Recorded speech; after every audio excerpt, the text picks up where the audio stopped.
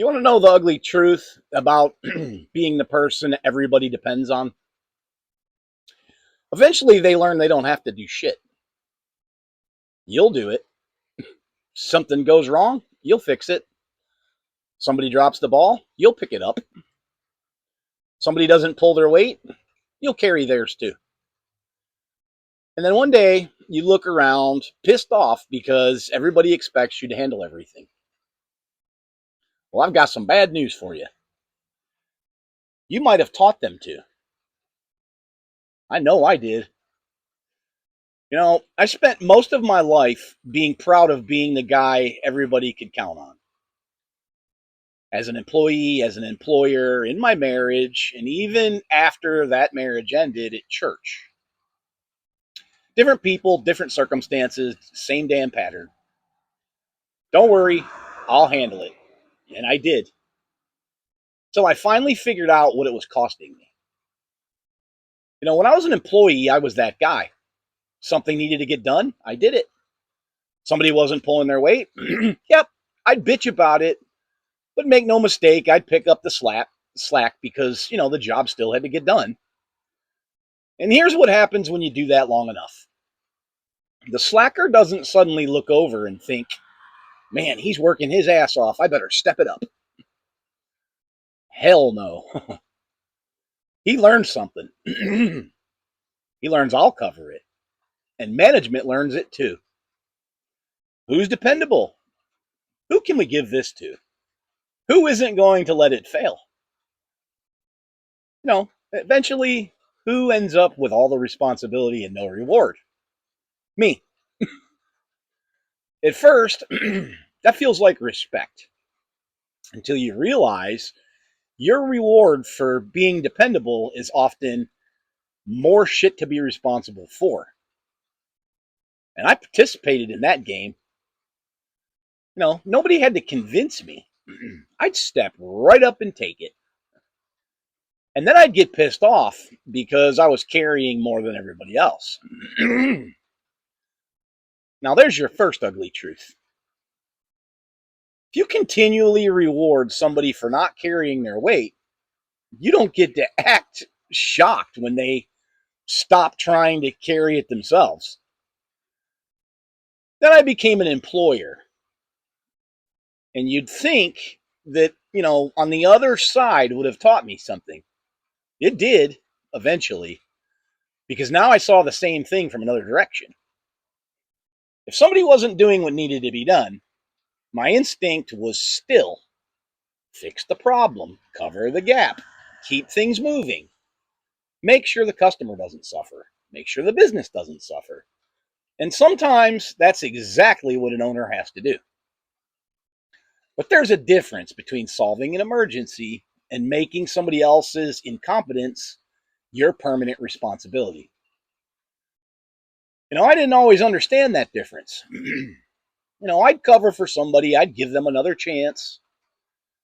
I'd compensate for somebody who wasn't carrying their weight because I knew I could make up the difference.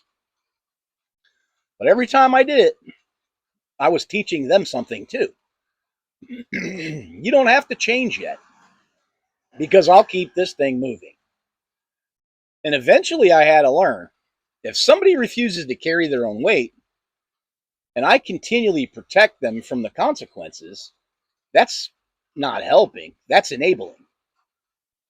I just didn't realize yet how much bigger that lesson was about to become, because I carried that same mentality straight through my marriage.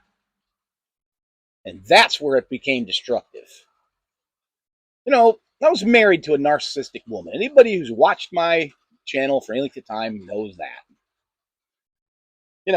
Her abuse was hers. Her behavior was hers. Her choices were hers. I'm not taking 1 ounce of responsibility for what another grown-ass adult chose to do. But eventually I had to ask myself a question that was a hell of a lot harder than blaming her. Why did I keep carrying it? Why did I keep fixing? Why did I keep explaining? And why did I keep trying harder?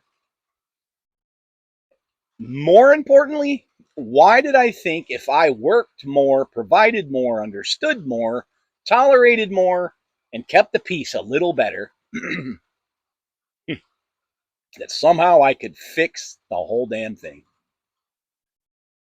Because that's what I've been doing my entire life. That's why. Don't worry, I'll handle it. Except now, I wasn't covering somebody's shift. I wasn't fixing a problem in my business. I was trying to compensate for another human being's behavior. And you cannot do that. But I damn sure tried. And here's where it gets really ugly. Every time the goalposts moved, I moved with them. Something I would have once said was completely unacceptable happened. I tolerated it. Eventually, that became normal. Then the line moved again, and I tolerated that too. And every time I survived it, I convinced myself I was strong enough to keep going. You know what I thought that was? Strength. A strong man doesn't quit. A strong man keeps his family together. A strong man provides. A strong man can take pressure. A strong man fixes shit. Bullshit. Sometimes you're not being strong. Sometimes you're volunteering to be somebody's punching bag and then calling it loyalty. That was me.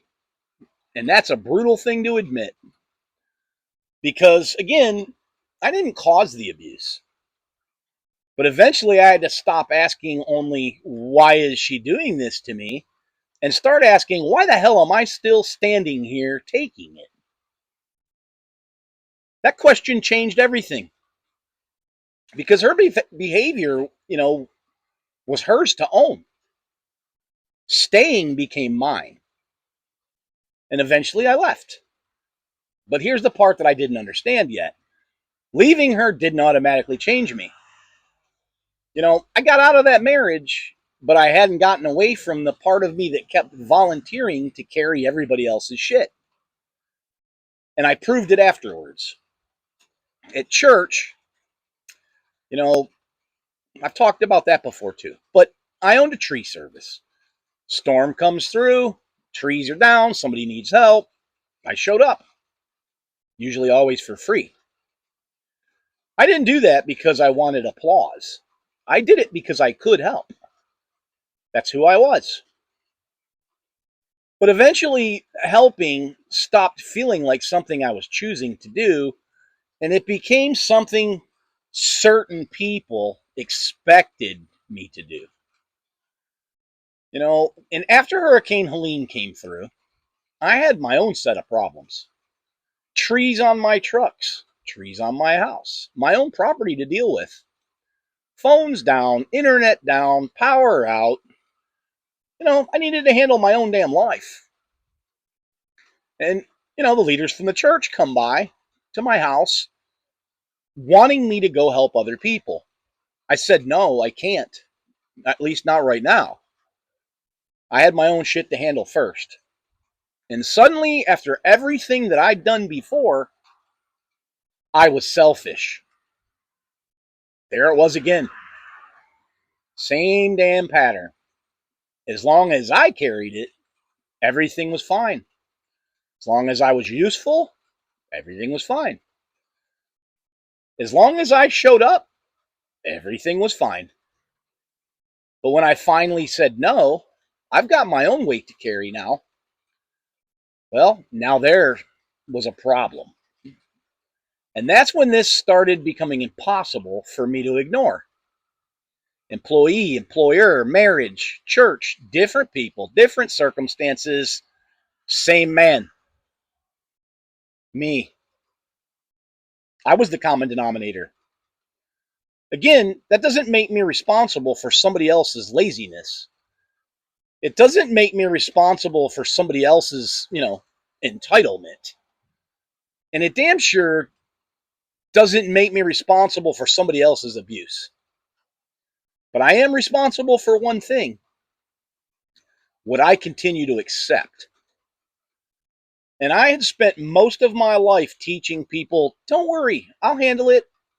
So guess what? I handled it and handled it and handled it till one day I stopped. And when I stopped carrying the dead weight, I became the bad guy. Oh, yeah, when I was useful, everything was fine. When I showed up, great guy. When I fixed the problem, oh, look how dependable he is. When I carried your shit, no complaints. But when I finally said, carry your own damn weight, now I've changed.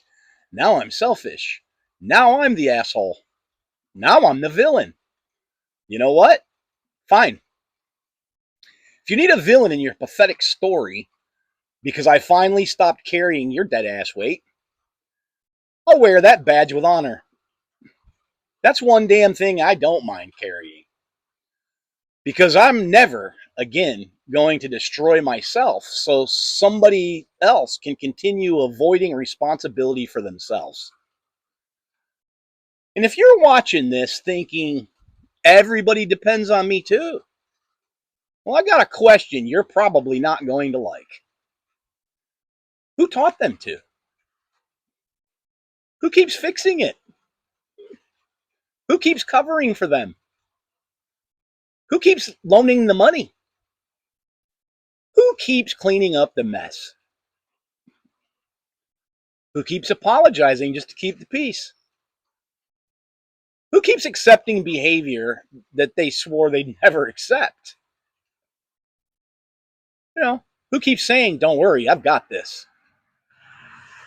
Well, because I spent years pissed off at people for handing me their shit while I was standing there with my arms out waiting to take it. That's the ugly truth. I taught them. And if you're doing the same thing, you might be teaching them too. You know, today, somebody can still bring me their problem. They can put it right in front of me. They can tell me what I should fix. They should tell me why I should fix it. And they can get pissed at me when I don't. They can call me selfish. They can tell anybody who will listen what an asshole I've become. I don't give a rat's ass. Because there's a difference between being a good man and being everybody's mule. You know, it took me most of my life to learn that difference. You know, I still help people. I still show up. And I'm still somebody that you can count on. But there's one enormous difference now. I decide what I carry. And if that weight belongs to you, you better get used to carrying it because you can bet your bippy I'm going to leave it right in your lap. Because I'm not picking that shit up anymore. Y'all, I'll see you in the next one.